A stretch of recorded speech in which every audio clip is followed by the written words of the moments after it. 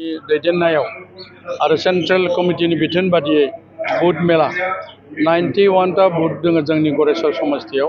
बिदिनो गासै मोनसे बुथआव 32 जन वमेन 10 जन युथ 10 जन आरो माने बुथ कमिटि 12 जन गासै लानानै माने 32 जन। दा बिनिनो जोङो उन्मिलनयाव खालामनाय जादों। बे हाबाफारियाव जोंनि सेन्ट्रेल कमिटिनि मानाव गेदेर समनाथ नार्जारी बिथां फैदों आरो लोगोसे बज्र बर' बिथाङाबो फैदों आरो वमेन आरो युथनि गासै दैदेनगिरिफ्रा बेयाव नुजाफैदों। आं बिथांमोनखौ बरायदों। दिनै जिहेतु मोनफ्रोमबो बुथनिफ्राय 91टा बुथनिफ्रायनो जेरै जोङो बिथोन होदों बेबायदिनो नुजाफैदों जोंनि कमिटिनि बुथ कमिटिफ्रा। दा हिसाबै जोंनि जितु इउपिपिएलनि दोलोनि जितु शक्ति बियो गोख्रों जाबाय होननानै हमनो हायो। मानो होनब्ला बेवहाय जिखिनि फैदों दिनै बियो साक्सेस जादों। दिनै प्रतिटु माने स्तरनिफ्रायनो बेयाव जोंनि कर्मिफ्रा नुजाफैदों। वमेनाबो फैदों, युथआ फैदों आरो बुथ कमिटिफ्राबो नुजाफैदों।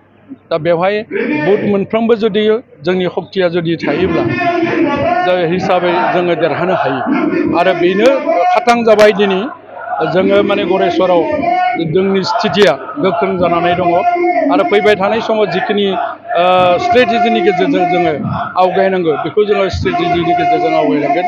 आरो जिहेतु दिनै 5 बोसोर जानो थांगासिनो दङ जोंनि सरकारा, दा बेयाव सुक्तिनि समायाव जि बाथ्रा बुंदोंमोन चिफ बिथाङा माने शान्ति सुक्ति, दिनैनि तारिखाव शान्तिया गागि जानो हमबाय। दा बिनि थाखायनो दिनैनि दिनाव कुनु जाति गोष्ठियाव माने दाङा जानायखौ जों नुनो मोनाखै। आरो हिसाबै बेवहाय जिमानखिनि खेला धुलानिफ्राय फांसननिफ्राय बिहु फांसननिफ्राय हमनानै गोबां रोखोमनि शान्तिपूर्ण भाबै जानायखौ नुनो मोनदों। आरो बेबादियाव जिहेतु दिनै आं बेखौनो बुंदों जोंनि बिटिआर ओनसोलखौ जुदि शान्तियाव लाखिनोबा प्रमद बर' बायदि सासे गोख्रों रोंगौथि गोनां व्यक्तिखौ नांगोन। आरो बेनि थाखायनो दिनै आङो बिथांखौ बिटिआर सरकारखौ दैदेननो हानायखौ नुनो मोनदों। आरो आंबो सासे एमसिएल हिसाबै बिथांखौ आङो बरायो आरो बाख्नायो। मानो होनोबा दिनैनि तारिखाव बिटिआर सरकार जिखिनि सारि बोसोर सालायबाय बेयाव कुनु माने जिखुनु स्तराव सार्भिस मावदों माने प्रिन्सिपाल सेक्रेटारियाव दिनै धर्मनि खेत्रआव कुनु गाफिलति जायाखै। दिनै कुनु रावबो धरना होफेराखै आरो टिकानि खेत्रआव कुनु मोनसे डिपार्टमेन्टनिफ्राय बिल मोननाय मोनैनि कुनु इयाव दाङाबाजि बा धरना सरना जायाखै। हिसाबै 39टा डिपार्टमेन्टनि जि माने टिका टुकिलि जाबाय बियो गासैबो मोजां रोखोमै जाफुंनो हादों। बरन्स हाग्रामाया होलांलांनाय 3000 जितु लायबिलिटिस माने धार बे धारखौबो सुफुंलांनो हादों। दा हिसाबै दिनैनि तारिखाव जिखिनि मावनो थांदों बिथाङा मिशन आरो भिजननि गेजेरजों साक्सेस खालामनायखौ नुनो मोनदों। मानो होनबा अल माने जिखिनि जोंनि बिटिआर ओनसोलाव जाति जनगोष्ठी दङ 26टा, गासै 26टा जनगोष्ठीनि जिखिनि समस्या बेखौ समाधान खालामनो थाखाय मोनसे भिजन डकुमेन्ट्स बिमुं होनानै दिनै बे भिजन डकुमेन्ट्सखौ बानायनाय जादों। हिसाबै मोनफ्रोमबो जातिनि जितु समस्या गाहाय समस्याफोरखौ समाधान खालामनो थाखाय दिनै बे रोखोमनि मोनसे भिजन आरो मिशन लानाय जादों। बियो साक्सेस जादों।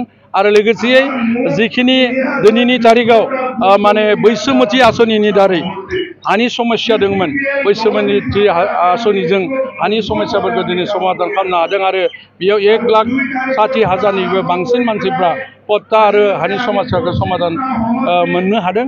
आरो बेनि बागैबो जिखिनि माने PMAYG माने प्रधान मन्त्रि आवास योजनानि न' माने 3 लाख खाथि माने न' मोननो हादों दिनैनि रायजोआ आरोखि।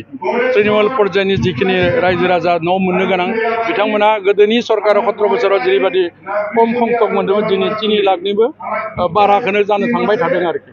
दा बेनिखायनो सरकार सालायनाया थिग जादों होननानै बुंनांगोन।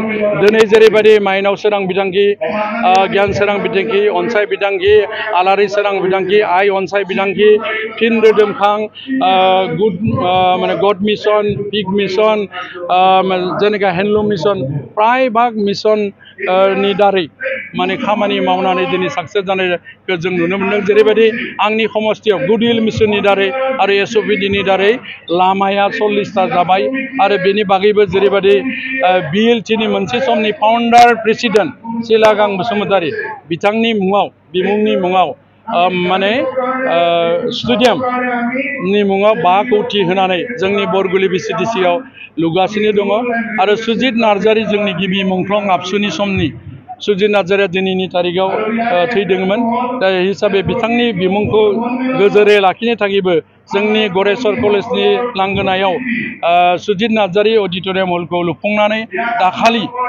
मानाव गेदेर जोंनि बिटिआरनि सि बिथाङा बेखावनानै होलांबाय आरो बेनि बागैबो माने अन्य जिखिनि माने एडुकेशन डिपार्टमेन्टआव 1700 स्कुल माने बायनायनिफ्राय दरजा खिरखि माने रिपारिंनिफ्राय हमनानै मडेल इस्टिमेटसिम थांनानै 1700 स्कुलनि समस्याखौ समाधान खालामनाय जाबाय आरो 10 खान कलेजखौ माने रिकगनाइज खालामनाय जाबाय हिसाबै आरो बिटिआरआव जिखिनि जोङो नुदों माने जिल्ला बारायनायनि बाथ्रा जिल्लाखौथ' बारायबाय जिहेतु तामुलपुर जिल्लाया बारिबाय समस्ति माने बिधान सभा समस्ति बारायनायाव 3 समस्तिनि गेजेराव जोंनियाबो दङ जेरै गरेस्वर समस्ति बिधान सभा समस्ति हिसाबै बेबो मोनसे सोलायथाय आरो जिहेतु गामि हाबसननायनि खेत्रआव 61टा गामि जिहेतु बिटिआरनि एरिया हलंगिसिम थांबाय बेबो मोनसे सोलायथाय हिसाबै गोदोनि सरकार आरो दानि सरकार माने गोबां रोखोमनि डिफारेन्सखौ जों नुनो मोन्दों बेनिखायनो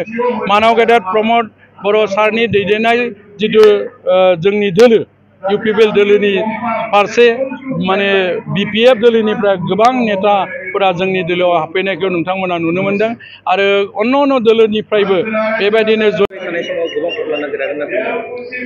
दायो जोङो आं बेखौनो बुंनो नागिरदों जिहेतु जोंहा इउपिपिएल हिसाबै मोनसे हावा दङ जे इउपिपिएल दोलोआ जे शान्तिपूर्ण भाबै सरकार सालायनो हायो बे मोनसे रोखाथि जाबाय 5 बोसोराव आरो खामानि जे जादों बे बाथ्राया रोखाथि जादों समाजाव खुनु जाति जनजातिखौ गारनानै खामानि मावाखै जेरैबायदि हज भवन इस्लामिक समाजनि थाखाय हज भवनखौ जात्रा खालामबाय जोंनि समस्तियावनो दा बे हिसाबै निश्चय बिथांमोननिफ्रायबो जोंखौ हाजार रोखोमनि सापर्ट खालामदों आरो बिभिन्न रोखोमनि स्तरनि खामानि मावदों बेवहाय जोंहा जिखिनि स्ट्रेटेजि इयुनाव जितु 3 माहानि गेजेरावनो जोंहा इलेक्सन जागोन हिसाबै प्रतिसु सुबा आरो गामियाव जोङो बुथ कमिटिनि दारै आरो प्राइमारिनि दारै बिसिडिसिनि दारै आरो वुमेन आरो युथ आरो जितु पेरेन्ट बडि वुमेन युथ बडि बेबादि रोखोमनि जोंहा माने दलनि सिस्टेमजों जोङो थांनानै देरहानायनि लामायाव जोङो फैनो हानायखौ जों नुनो मोन्दों